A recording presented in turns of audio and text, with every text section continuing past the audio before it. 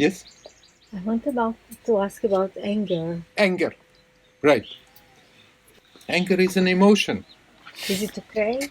Huh? Is it Okay to be angry. I mean, if you're doing spiritual work and you're in a spiritual path, still you can get angry and shout at people. Still you can get angry, huh? I mean, should you try to avoid this emotion? If you can stay calm and quiet, that's rather advisable. But the anger will come. Anger is an emotion, and sometimes it will come. What makes anger so destructive is again that we don't treat it as an emotion and leave it on the level where it belongs. But either we feed it, the anger, make it stronger. I'm right, they're wrong. I'm right, they're wrong. I'm right to be angry. How can they dare? And so it's getting bigger and bigger. The emotion gets blown up. Or we also make it stronger by fighting it. You mentioned on the spiritual path, then can we still be angry? And then we are told, no, you should not be angry. And the anger comes and we start to fight. And actually you're seething more and more inside. And Better. Yes. And how do you react if somebody is angry at you? Somebody's you get hurt. So what can you do about this? Right. I'll come back to that. Huh? But when you feel that you become angry, at that time, then accept. Okay, there is anger. And just let the anger come and circulate in your system for some time. It's quite exciting.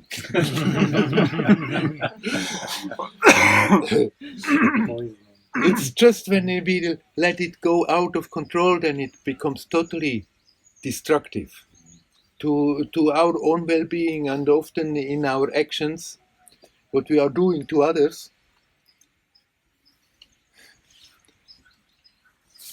But if you can catch the anger and just watch it, then you can catch it earlier and earlier and earlier. Of course, if the moment comes, we get completely overwhelmed. At that moment, we won't have that presence of mind of saying, okay, now I'm just watching that. At that moment, you may get just overwhelmed and burst it out. But so what? It's a moment of energy you're puffing out in space, so what? What is really usually draining is not those outbursts, those moments that we are reacting angrily, but what is happening after.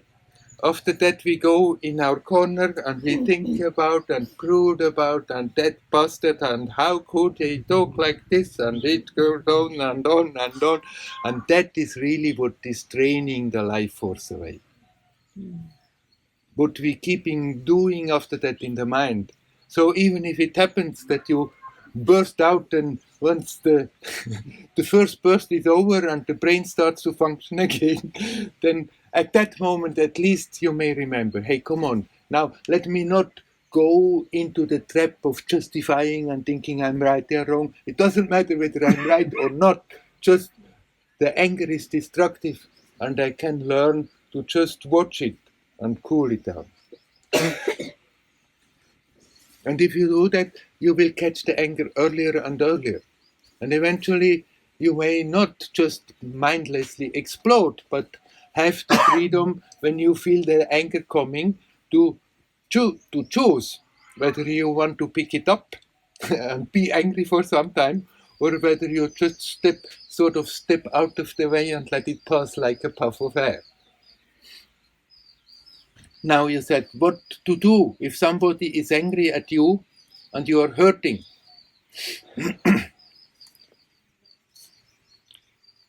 I mean, if you can not angrily at that moment, not angrily respond, Or you get hurt, you become hurt. it still hurts. It still hurts. I mean, it's lovely to be angry, to feel free to be angry, but you're hurting somebody else, you're hitting somebody. Right. So what about the other person? Right.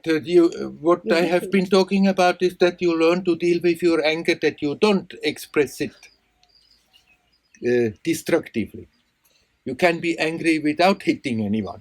No, I mean hitting mentally, not Yeah, yeah. physically. I mean, of course. But at that moment, it's also that which hurts others most. What we are doing after, when there is a situation, two people clash, and then both go their way, both keep it in their mind, and there is a continuous stream of negative energy going to the other person, and the other person will react to that and sends you back a continuous stream of negative energy, and we keep on then from both sides feeding it. So when you become aware that is happening, whether you started the story or whether the other started the story, then stop doing that. Watch what is happening, and not there. Stop justifying your position that you are right and the other is wrong, because that keeps it up. And just, okay, there is that useless waste of energy going to and fro and is hurting, and watch what it is doing to you physically, energetically. And by watching what is happening, then if you stop giving it back, then the other gets tired of it and stops sending it your way. We keep it alive because we renew it from both sides. And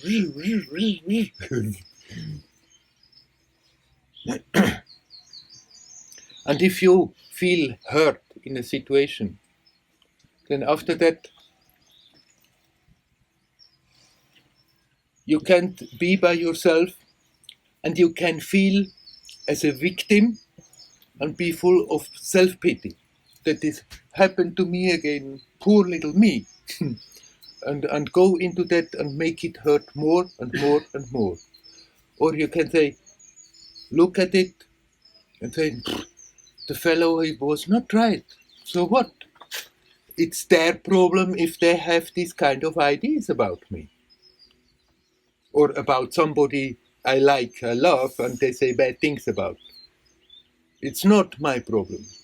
And you just watch your hurt, watch what it is doing. Start on the easiest level. Start on the physical level. Observe how it is hurting. Observe that that nail you feel there is boring into.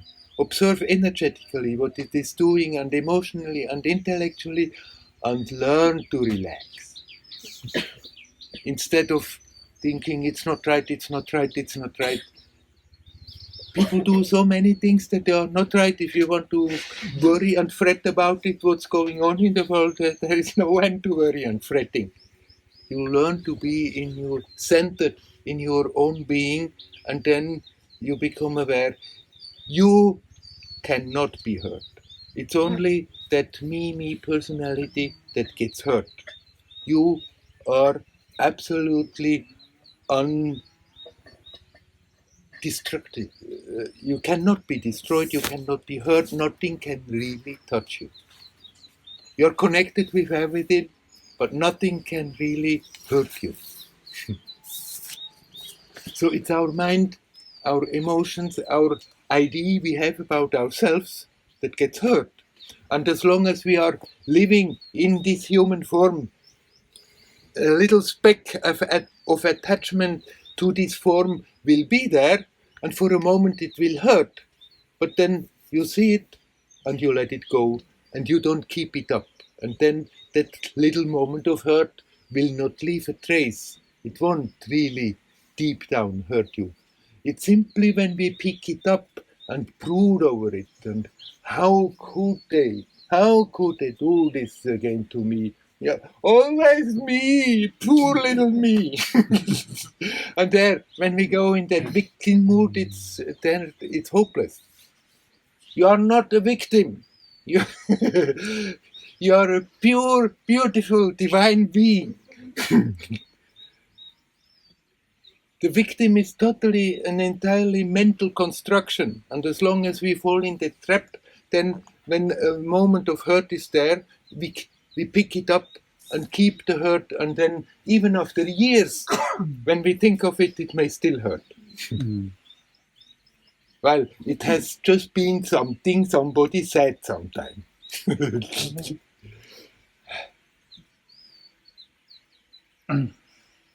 But I find when I feel like in this victim position, Yeah. it really drags all the energy out of me. Yes.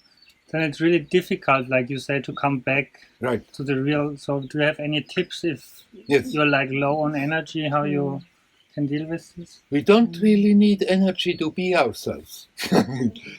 But I can totally understand what you're talking about. It's when we are low in energy, it's easier to just completely forget.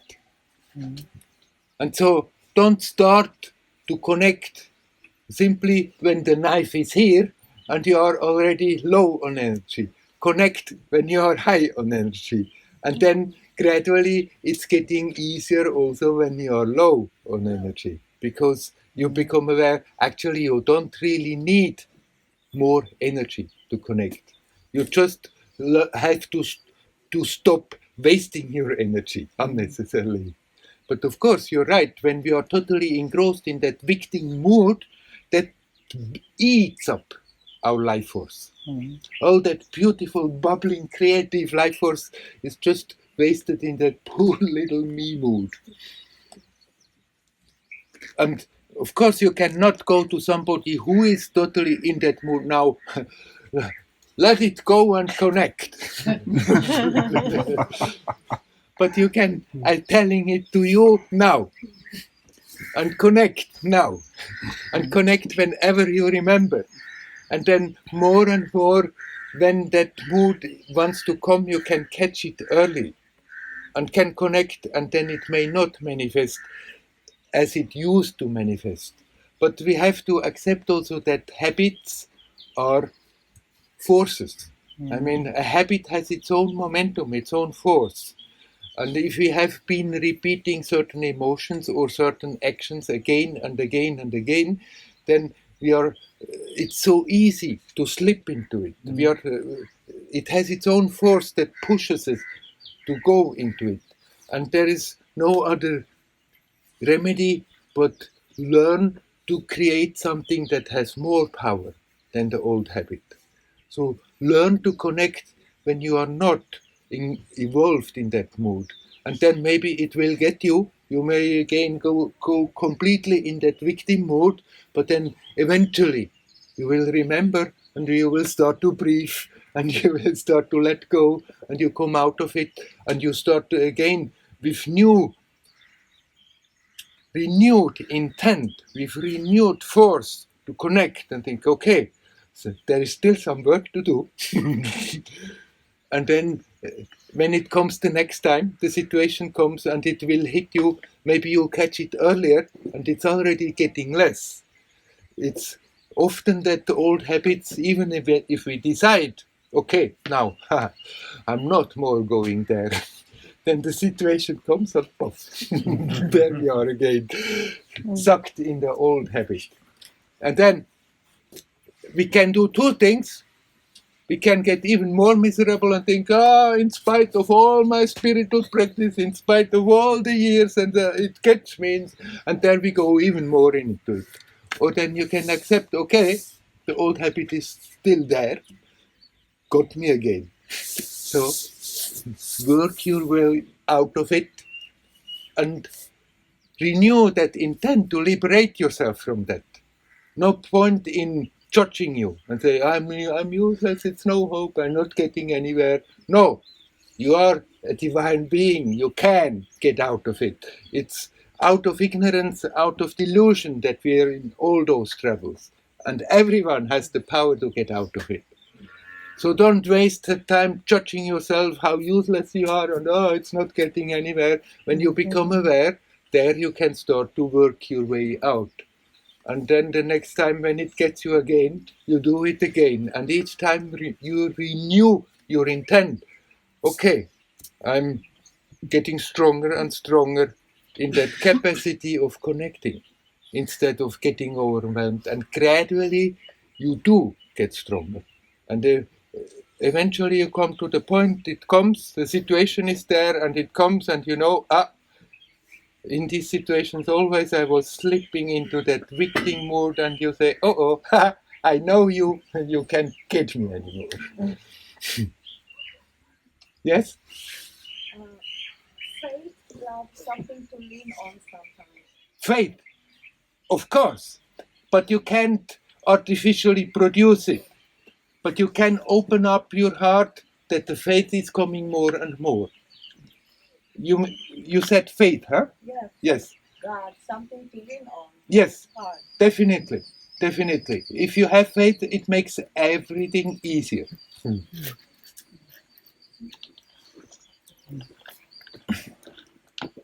When I met Amma the first time, actually I was not more looking for a guru. I was there in Chinmaya mission studying Vedanta and had a wonderful offer of the Swami that I can go. They are creating a new ashram in the Himalayas, and then we will be a little group there. And I wasn't looking for a guru. Then I met that crazy young mystic in Kerala, in the fisher village. And the first moment I met her, I felt, ooh, yeah, that's what you have been looking for your whole life. And I felt in one moment, this woman, this being, she knows more about me than I know. And somehow that faith was there as a grace. Still, I went back to Bombay. Thought, no, my place is there, but I couldn't get her out of my head again. Didn't hold out long. Soon after that, I went there, and since then I have been there or here. That was 1981. And that faith was there. Sometimes I was pissed off with her. Sometimes I was angry at her. Sometimes I thought she doesn't care. She could help me and she could do it. But when that stupid mind would calm down and the brain functioned again, and deep down somehow that faith was there. She knows perfectly well what she's doing. And if it's not going according to my liking, and as I, in my mind, think it should go, then maybe it should be like that. And that faith, that helped a lot to pull me through. Sure, we cannot artificially produce that faith, but we can help. We can open the mind and open the heart and invite the faith. And if we do that again and again, first we may have just enough faith to make the first step. But that may help us to open the heart enough to get more faith, to make the second step.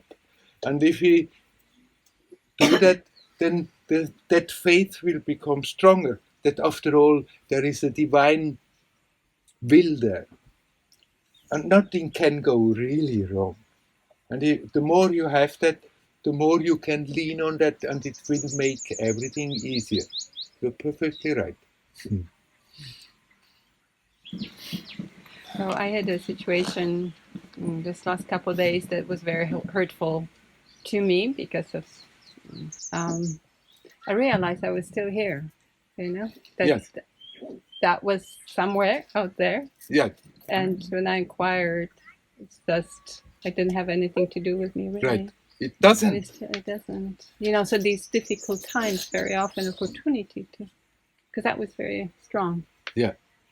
If you really bring your attention to that timelessness of the now, it's like you're stepping out of the story.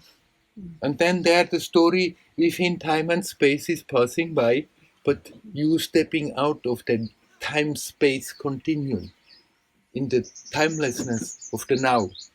In time, there's not really a present, because the present, it's already past. Wherever you put the finger, it's already gone. It's never present. But there is that sense of presence. And if you connect with that, it's like you're stepping out of time and space in that timelessness. And if you can be aware of that, then a situation that usually would have hurt you, you can see, oh, it's a situation that would have hurt me. it's part of that story, but it's nothing really to do with what you really are.